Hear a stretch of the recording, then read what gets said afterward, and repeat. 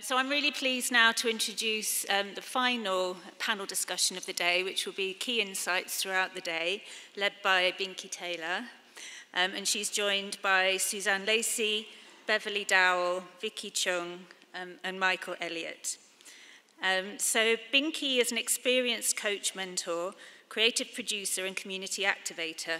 She's a commissioner for the Mayor of London's Diversity in the Public Realm, curator for the London Festival of Architecture 2023, and partner of the Brixton Project, formerly the Brixton Design Trail. She advocates for fusing the skills, knowledge, culture, and heritage of the local people into future community development. So Binki, over to you. Thank you. Is this working? Oh, yes, it is. Good afternoon, everyone. It's just great to see so many people still here and still with their eyes open. You've done well. Keep the tea coming in. Now, a bit like we started this morning with Sepake and her breathing, I think we just need to get a little bit of energy up. So just, 10 seconds of stamping your feet will do that. That's it.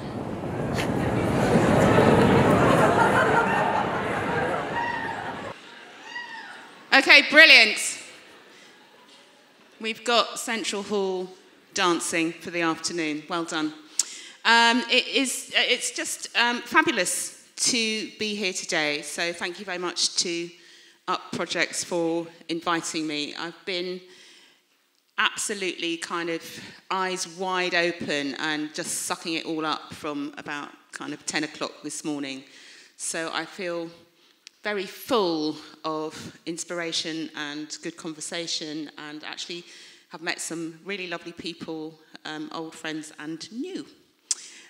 So it's lovely to be sitting here with my colleagues, Suzanne Lacy, who you'll recognise from this morning, artist Michael Elliott, who's come all the way from Jamaica, and his work is in the streets of Southampton as we speak. And Vikkie Cheng, you started earlier today. Brilliant. And Betty, who is the Black Heritage, founder of the Black Heritage. No? You're just a chairman. Just a chairman. She's just the chairperson. Yeah, of the Black Heritage Association here, which is doing some amazing work and has been, obviously in this year, with the 75th anniversary of Windrush. It's been a very, very busy year, so welcome to all of you. And really looking forward to you sharing your reflections on this day. I'm going to speak just very briefly, and then I'm handing over to you, really. But before I do that, just so that we can just infuse the crowd just a little bit with your thoughts, just a little taster, can you all give me one word that might sum up your experience today?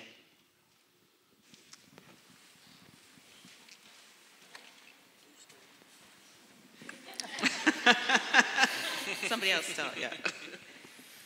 Very exhilarating. You can do two. Two's fine.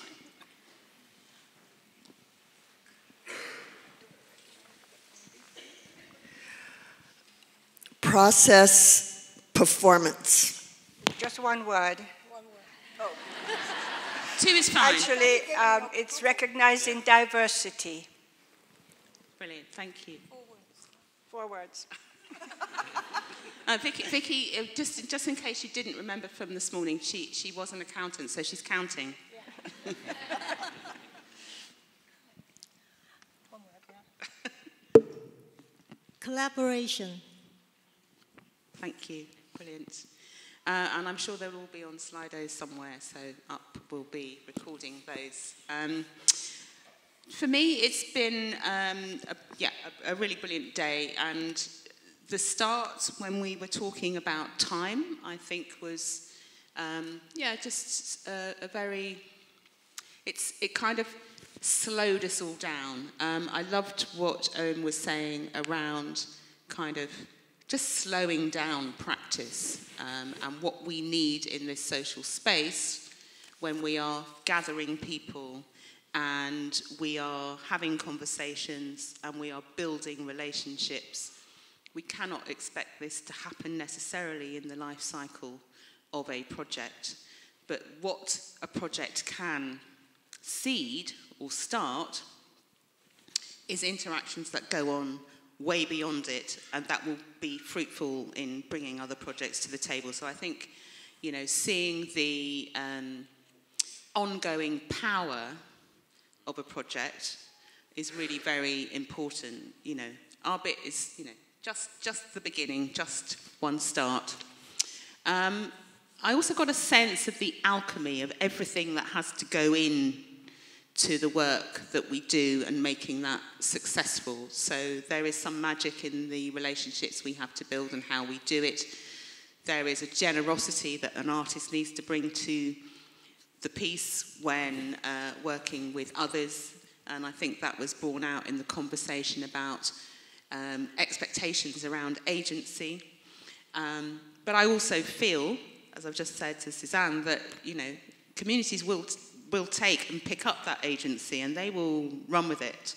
So it's not so much something that producers or creatives can give or take away. I think it's just, you know, allowing it to flow. And there was a lot of talk about how we allow things to flow. Sorry, Owen, again, sorry. The reclaiming of slow processes to usher in the gentle world of the future. Wow, what a phrase is that? And it feels so opposite to the climate that we are in at the moment. But these are the things that art, creativity, and culture can help us open up. We can help open the imagination that is going to build the new future. And surely this is kind of the point of us all being in this space today, and whether we are in small communities, rural communities, urban communities, people's needs right now, I think, are very much on kind of fundamentally based in heart space. And we need to use that, our work and our art, to really open up that heart space for people and help come together in kind of collaboration to do so. So now over to the panel for their thoughts on today. Michael. Well, first of all, what I gleaned from the panel today is the importance of building an ecosystem that is healthy for everyone. You know, the equity of everything happening, because if all the stakeholders or all the groups are, if there anyone that is not pleased, then it's like a crack in the armor that can bring down the whole project. So it takes a lot of patience, nurturing the culture,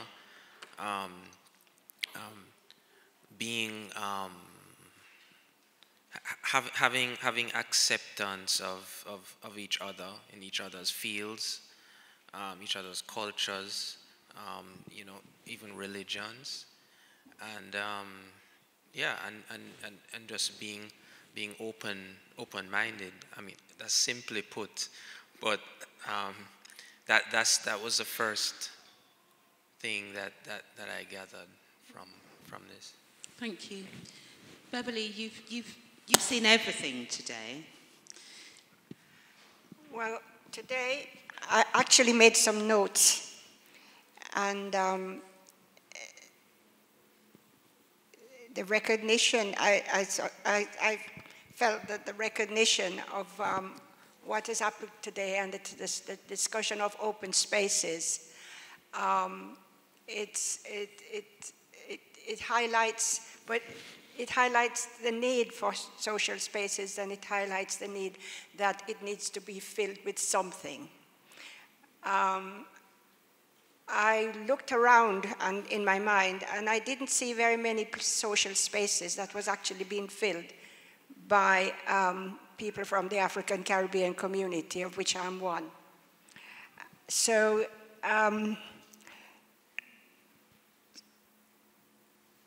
Black Heritage, which is something which is very dear to my heart, was set up because we were it was meant to support people and prevent social isolation. And I think the social isolation and the open spaces have got some tenuous link somehow. So that is basically what I gleaned from today.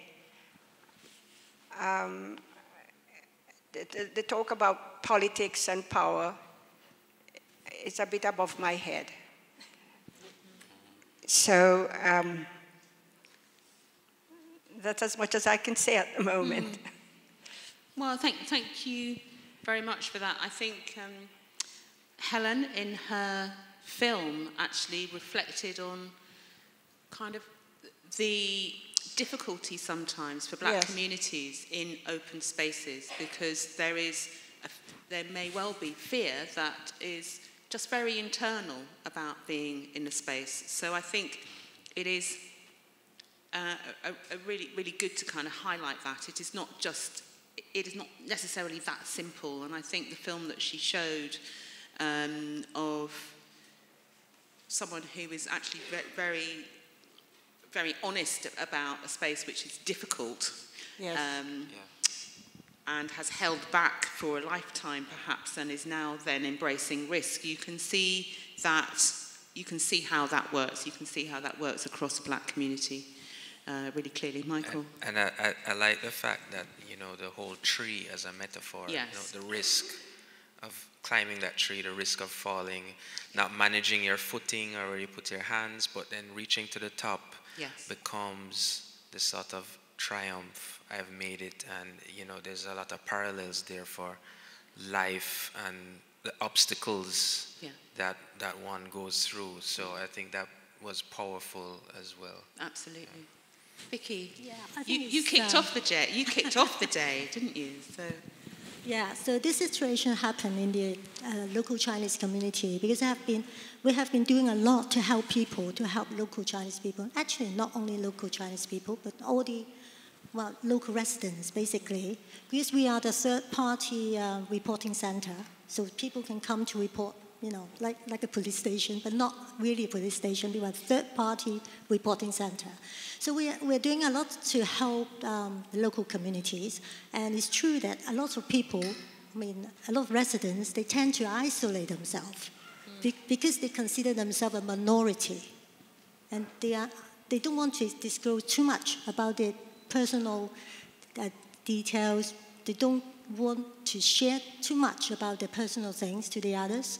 But the local community, what we have been doing actually is a good point.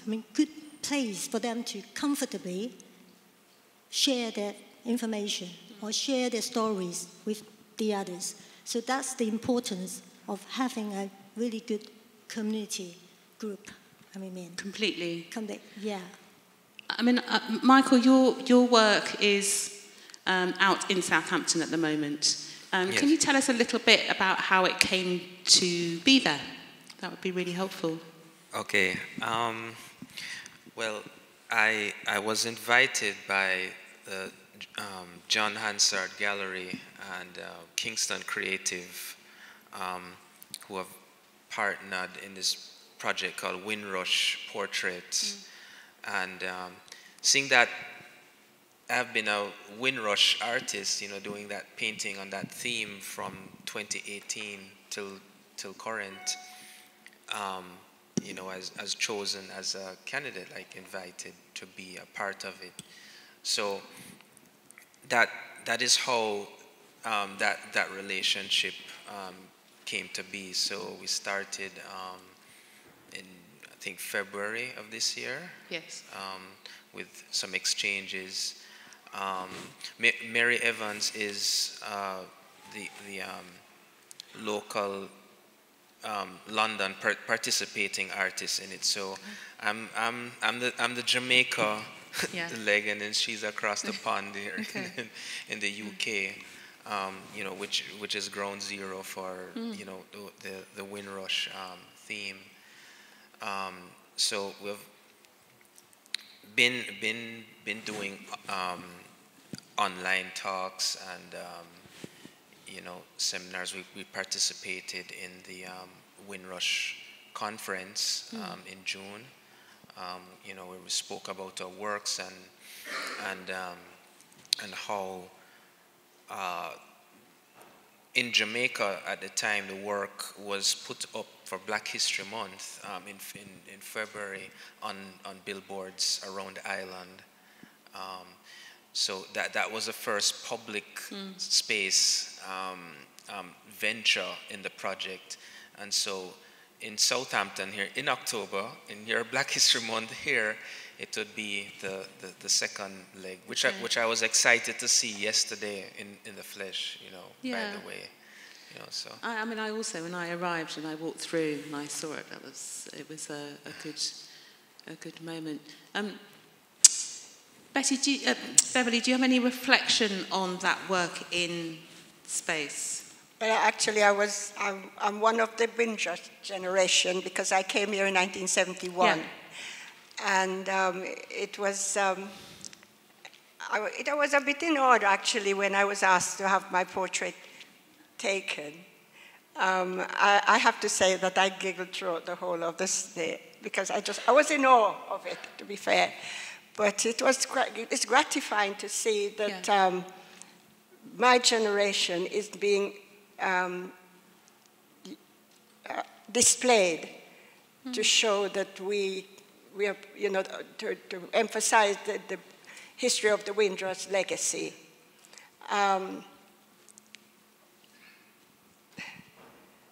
I will hope that this is the end of October, and the pictures will be taken down at the end of. I don't know if this is the case. No? Oh, good. So, the legacy will be there for my daughter and my grandchildren and the next generation to carry on. So that is gratifying, and I'm glad about that. And I'm grateful that I was asked, and I did enjoy doing it. So, you know, it was good fun, to be fair. Yeah. Good. Yeah. Suzanne, I think that's a very good sort of linkage into people being involved, so the participant. Oh, goodness me.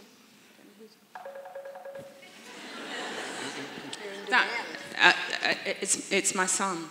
I don't know. Sorry, Mum's not in.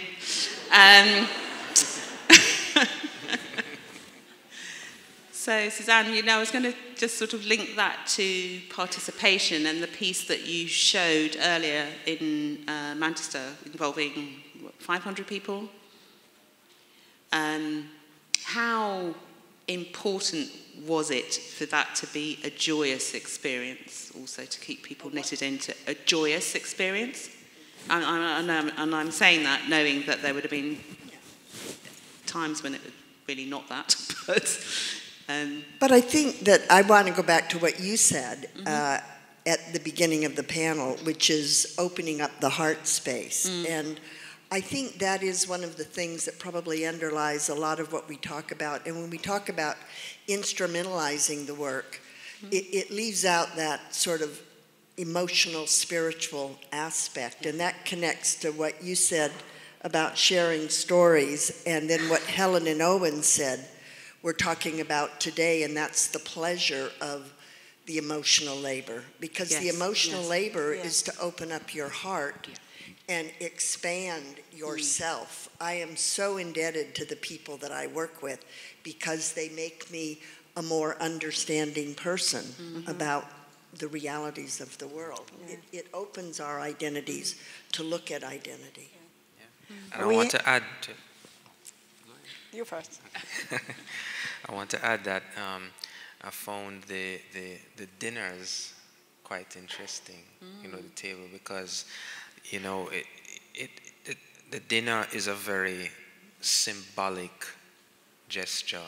You know, it's a very sacred act that we sit at a table, that we enjoy different culinary options, you know, and there's a lot to be said around that, you know, in terms of bringing that togetherness, you know, like a family. So yeah, I want to bring in Vikkie now, because you said very early on, you talked about your transition from the corporate world and coming into community and just sort of recognising the power of kind of the space and, you know, bringing together kind of harmonious community as being kind of really fulfilling for you. And yeah, so this is obviously also touching you in a heart space in as part of your transition to something. Yes, yes, indeed. 10 years is a long time, or for some people, 10 years is a short time in your life, just 10 years, right? I used to work in big corporations, and every day when I walked to, went to the office, it's the same. I felt that, it's not the same for everyone, but just my own feeling or my experience, right? So everybody just focus on numbers, works, boss, what I have to do today. Finish work, go home, get on the train. It's just typical working life, right? And then after I left my last role as the quite senior position in the bank, within 2 weeks, I got pain. I felt pain all over my body. And it was the stress. I didn't realize. And then how come I got involved with community? Because one day when I went to Sainsbury to do shopping, I looked at the board. It said Tai Chi exercise. Then I felt that, it's time for me to really do some exercise, right? To protect I need to take good care of my body, right? My mind, things like that. So I then went to that class. 2 months' time, while I exercise, I do exercise, Tai Chi, few days a week, things like that. And 2 months later, I was recovered. Felt good. And that time, I started to get to know more Chinese friends. So previously, I didn't have any Chinese friends. So I just went to work every day. Yeah. So then I started to get involved with local community. And very interesting. After I started, because then I started thinking, okay, Tai Chi is a really good exercise. You should spread the word. We should let people know that simple exercise you do every day, you have good health. So why don't we do it?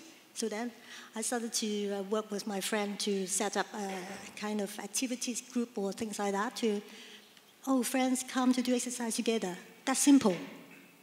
Non-profit group, I would say. And then we get more and more people come to do Tai Chi exercise with us all the time. And one thing I discovered is that every Wednesday morning, it's the exercise class, I felt so happy.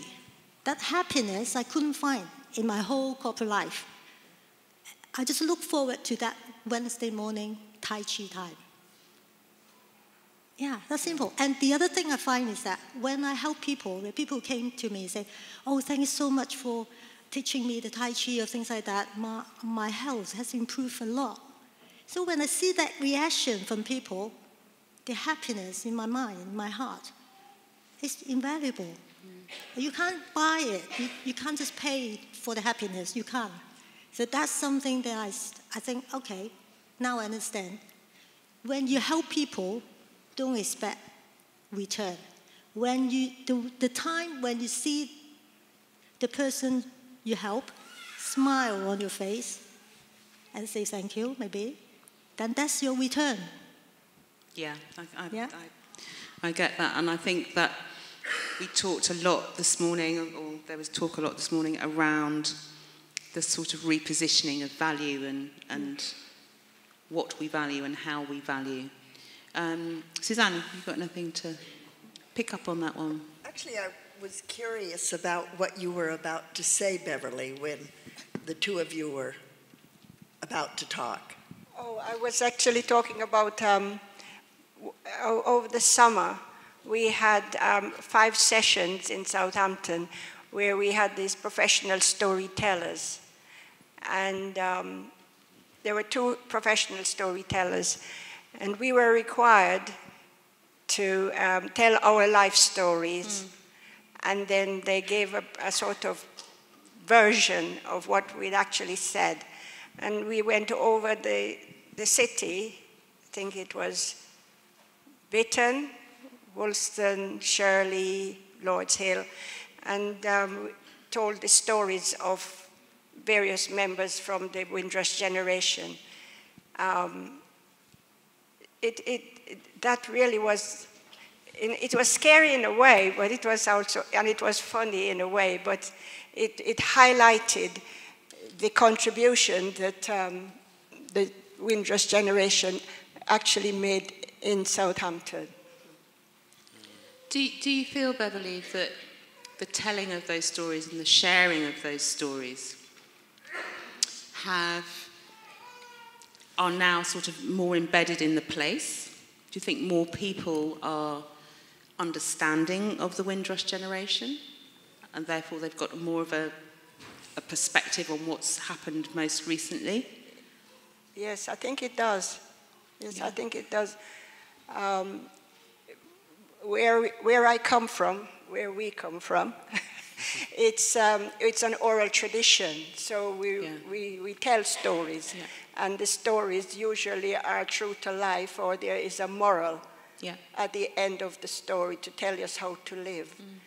And that was, it was lovely to hear that we had that tradition during the Windrush legacy. And did you have a good audience of young people to pick up on those stories? Because there's also the passing forward, isn't it? The passing forward is important. So new generations are hearing and understanding your story. Yes. Yeah. Michael, is that reflected in the work that you've done as well? Very, very much. In fact, in my first visit in June to Southampton, I met, that's where I met Beverley for the first time at the Black Heritage Association, and I met some other members of the association as well, and shared my work with them, and I had conversations with them. They told me stories, from the past, and my visit here has opened up my eyes even more into what I can even do with my work further, and it inspired a new piece that I did recently called The Calling. For those of you who haven't seen it, it's actually one of the images on the mural. Yes, it is. Yeah. So that's my most recent piece in the Windrush that I created.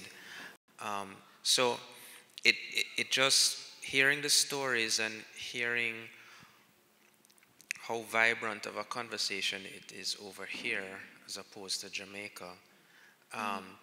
It just says, it tells me that my work on this subject is not done. Yeah. It's far from done. So I'll continue to be an advocate, in the whole subject matter. The legacy of it is important, and it's important that we highlight the injustices that have been brought on throughout the decades, and I'll continue to do that through and unresolved, my art. Yeah. So. Absolutely. Okay. So we've touched on stories and the importance of stories and sharing that in terms of, I don't know, I'm getting a sense of space in lots of different ways. So yes, we are here to talk about public space, physical space, but I'm also thinking about the space that we are creating as a kind of a community of practice coming together, which is something else, you know, and it is about transformation, perhaps, you know, personal and communal. Does that have any resonance with anybody? I would say it does for me, because since the 70s I've been coming to England, and I actually met Rick Lowe here, the founder of Project Row Houses, and I remember thinking, that guy's got real integrity. He is a person who really genuinely cares about his community, and I wouldn't say that's true of everybody who deals with socio-political issues, particularly in the art world.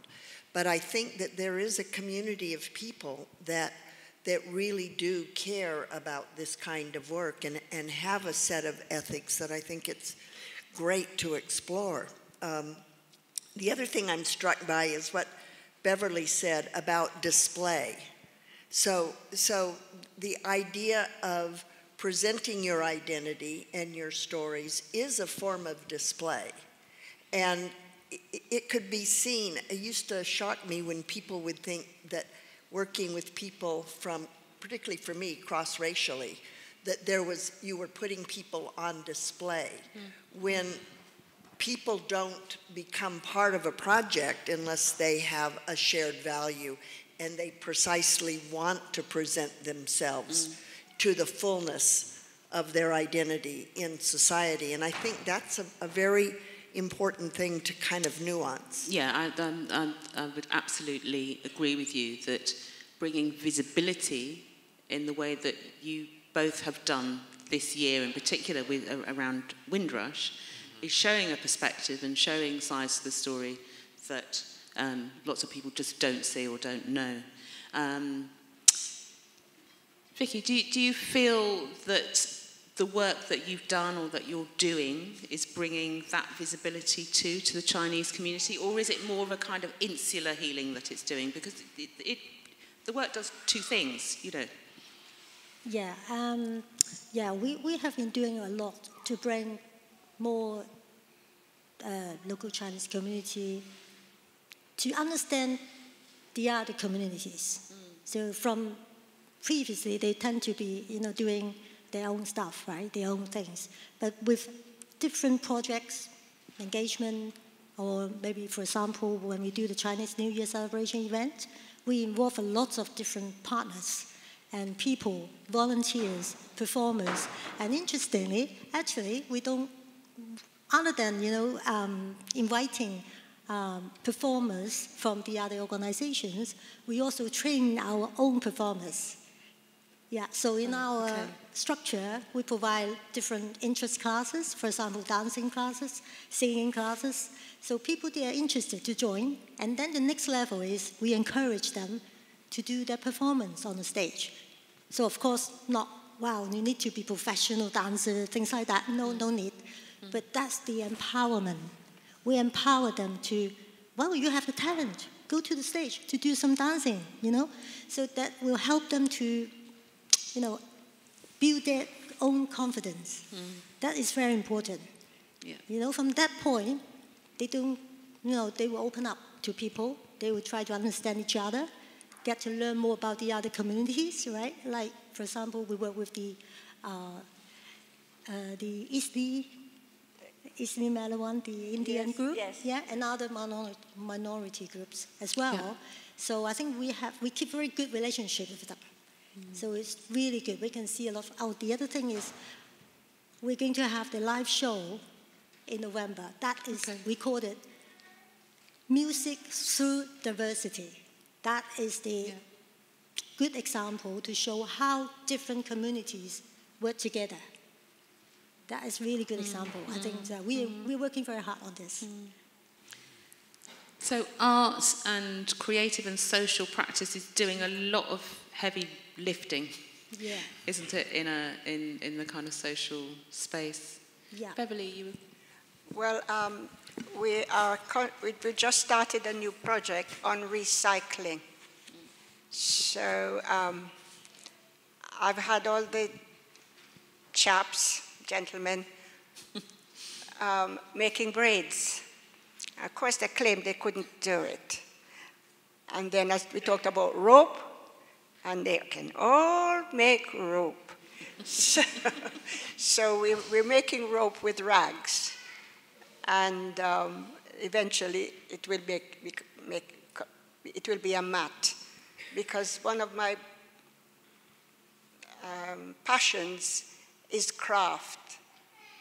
And I can't pay for nothing, but I can do lots of craft work. So I do. And I try to teach everybody to make something and make things. And we're actually doing things, crafty things. Not crafty as sly. I mean, I think, and I believe that in one of the other workshops this afternoon, there was a conversation about craft versus art, or not versus, but you know, these sort of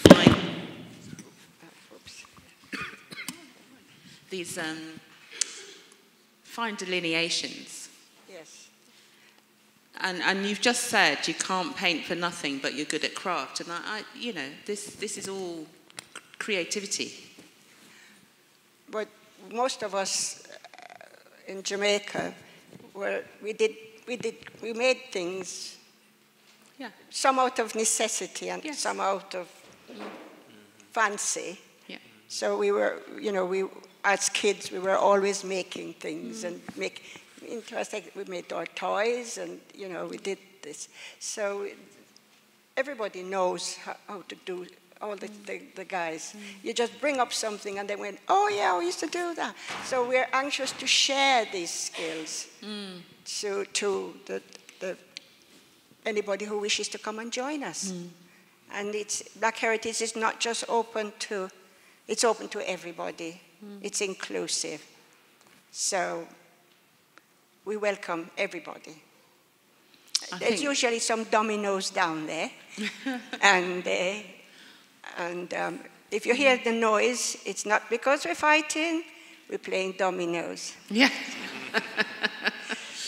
I think there was talk also earlier about the invitation, and that is a very open invitation in this space, and that is kind of important. Yeah.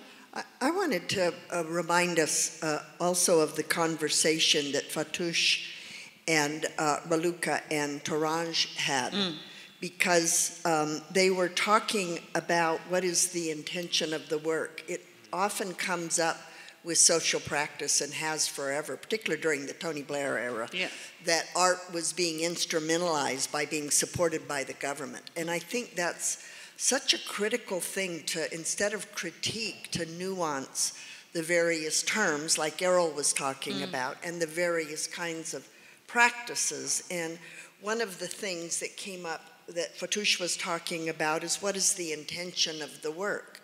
Is it to solve a problem? And I think that's a completely legitimate reason, to solve the problem of cultural invisibility or experiential invisibility. But I think it's also to make visual art that is political, because that kind, or sonic art, different kinds of art, that is where perception operates in the realm of social change. And I'm very interested in how seeing something or hearing something causes you to think differently. Yeah. Like about the Windrush generation, are we now, and we are, from what I've understood here in England, thinking differently about that the Windrush generation and the relationship between Jamaica and England. Right. I'm curious how people think about it. What's the political usage for you of having people in Jamaica understand the Windrush experience? That's a very good question. It's very tough in Jamaica because the conversation is not as ongoing, because the victims of the Windrush, or the Home Office scandal, as I should call it, tend to be the West Indian Britons that citizens that have been settled over here and their descendants over on this side. Now, that's not to say that it hasn't affected family members in Jamaica, because they're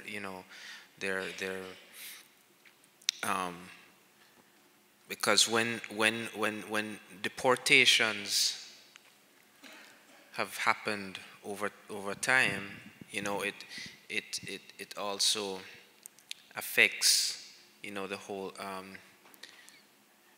economic stability to some level, you know, of those who have been sent back, and maybe a burden on the family. And sometimes they come back to no family, you know, like they don't really know anybody.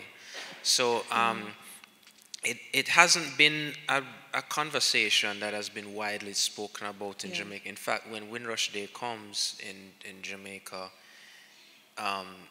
you know, you might see a documentary on TV about it, but there's no sort of big, you know, these events all over the place about Windrush, and in comparison to what I've seen here. Yeah. You know, so yeah. I mean, I think what I'm interested in, because you've had the work in public space in two places. So is the impact different? Is what you want to happen with that different in each place? I'm still sort of gathering what the impact here has been, because I mean, it was just put in this month recently. I got some, you know, pretty good feedback in Jamaica. You know, people calling me and say they see my work on a billboard. You know, so you know, that was very, you know, satisfying. I mean, there are different formats, of course. The style of how we did it in Jamaica is different from how it was done here. Yeah. I like the idea of the shop windows here, because then pedestrians can really stop and look. You know, so it was interesting impact-wise on both ends. Yeah. Brilliant. Well, I've been waiting for a signal, but maybe I shouldn't have been waiting for a signal.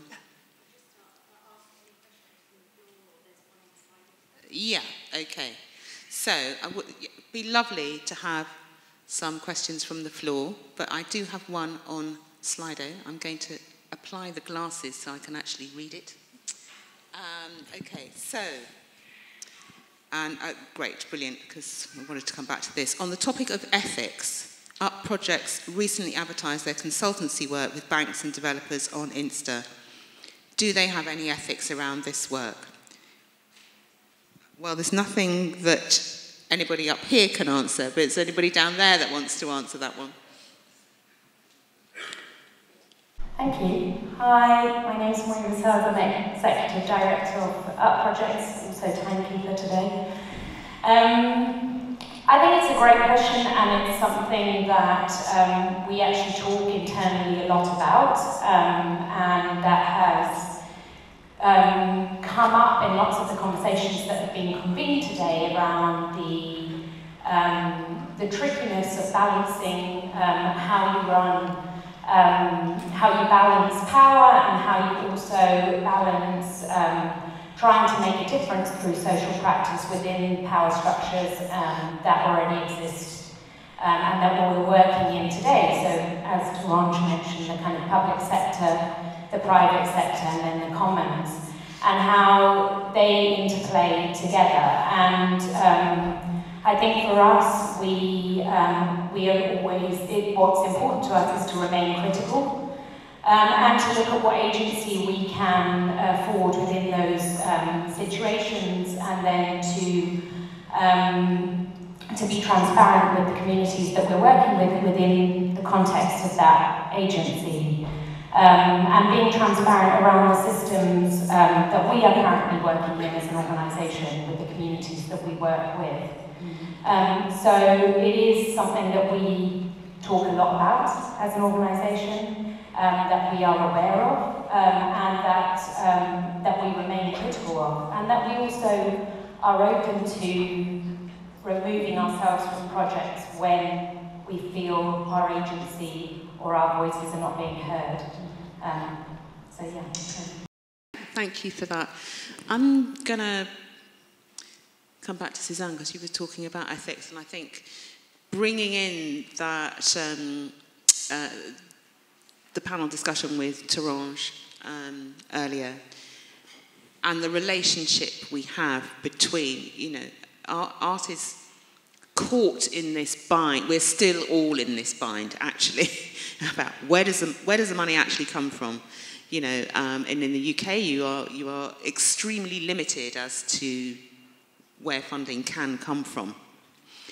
And you know, even working through charitable foundations, that's also at times problematic, and I think more and more of them are coming through with histories that are problematic. So it's not simple. Do we think, though, that art has a role in now pushing the conversation in those spaces? So if we are, you know, if there are opportunities for a relationship to develop with a private funder or philanthropic area, what can we push? Do we think we should be pushing in those spaces? Ethical conversations? Yes. Well, I think all of us should be pushing it all the time. Yeah. And I think that I think a lot about the ethics of a personal relationship. Yeah. How do you listen to people? How do you respect people? How do you introduce some level of support so that criticality isn't perceived as an attack? So I think that the relationship between two individuals is also reflected in the relationship of an artist who works with groups of people.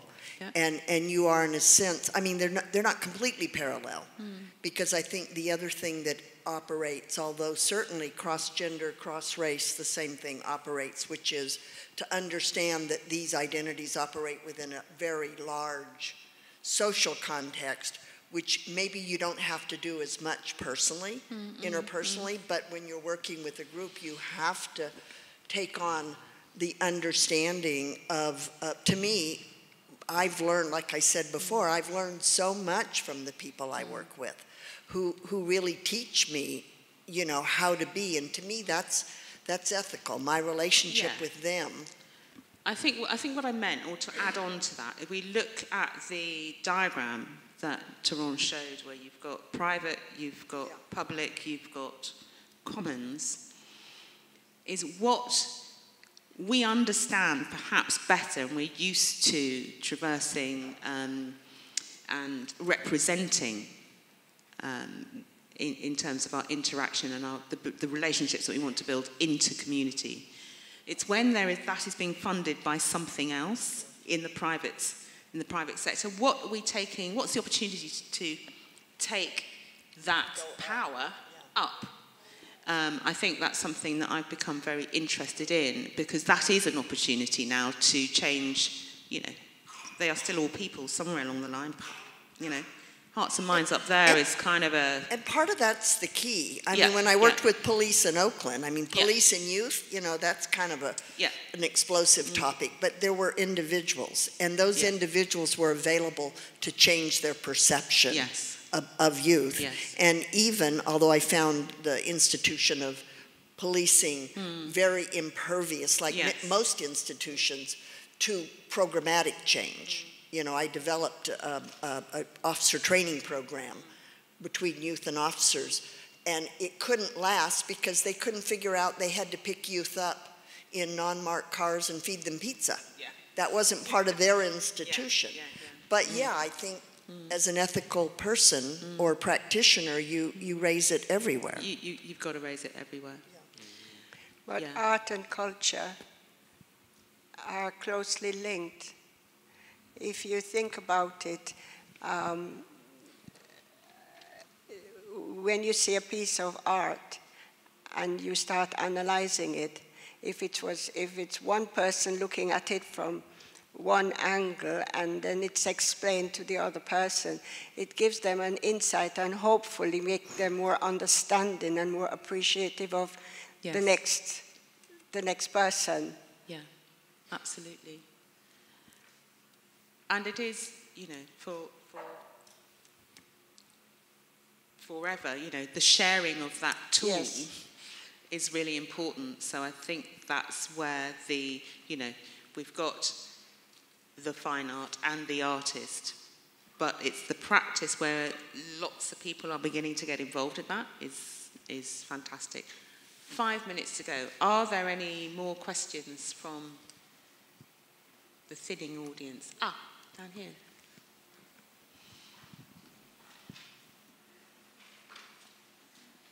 I work in Leicester, and there's like an infrastructure of a lot of white, cis, middle-class-led organizations in an extremely diverse city.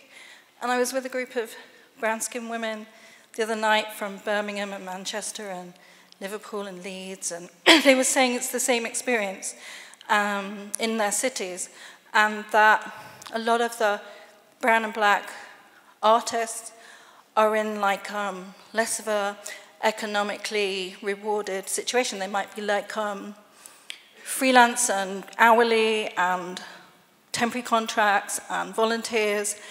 And I'm just wondering what the answers are. Like, having worked in the arts since the 80s and 90s, I'm not seeing a lot of change in that respect. And like, we have projects led about refugees, we have projects led about children, and they're all about giving agency and co-creation and takeovers. But they're all white, middle-class, cis-led. And I'm just wondering if there's any observations from the panel about that dynamic and whether that needs to change or whether it's okay, and how that relates to ethics. Anybody got? And that's not meant to be accusatory, it's meant to question. Yeah. I can't say here, obviously, but I can say in the United States, since Black Lives Matter became a real cultural phenomenon, the marketplace has suddenly opened up to many more artists of color. And that has really shifted the dynamic of the art world. And I would say even in terms of community practices, that is now the case. It is largely, if you look at granting organizations, you'll see more people of color than white people. That's just very recent in the last 5 to 8 years. And ironically, it has a lot to do with the market. Yeah. Ironically, it is being driven by a market that knows it has to change. So, I think I spoke earlier about, the old order is now over and we are creating the new. So it's a strange liminal space, but something else is coming and on its way. I've got 2 questions here, one from Hannah. Could you say more about listening, please? How do we listen through social practice, and what is the result of listening? So, Beverley. Listening. How do you listen? I'll just tell you an analogy, and I'm going to use the teacup, if you don't mind. You see a painting of a teacup, and it's leaking, and you think that teacup is rubbish. But it is actually telling you, and as Michael explained to us when we saw it for the very first time, that when you go to an English house, tell me if that's true, when you go to an English house, the first thing you get offered is, would you like a cup of tea? Yes? But if the teacup is leaking, that tells you something completely different, right? And it took Michael to explain to us, and we were listening, the explanation from this teacup. And you can listen at different levels. If you're a counselor, you know what I'm talking about. So you can listen at different levels, and you can get different vibes, is that the right word, from listening. You hear a song, and you think it puts you into a different level. Or it can make you sad, or it can make you laugh, but because you're listening. And I spent a great deal of my time listening.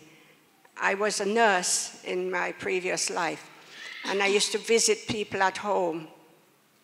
And I would say, "How are you?" And this is not derogatory, please, but most English people, you say, "How are you?" And they say, "I'm all right." And then you say, "Yes, but how are you?" And this is when you're going to hear how they really are. So you listen, and you learn to listen when you're listening. Thank you so much for that, Beverley. I think that is a really brilliant note to end today on.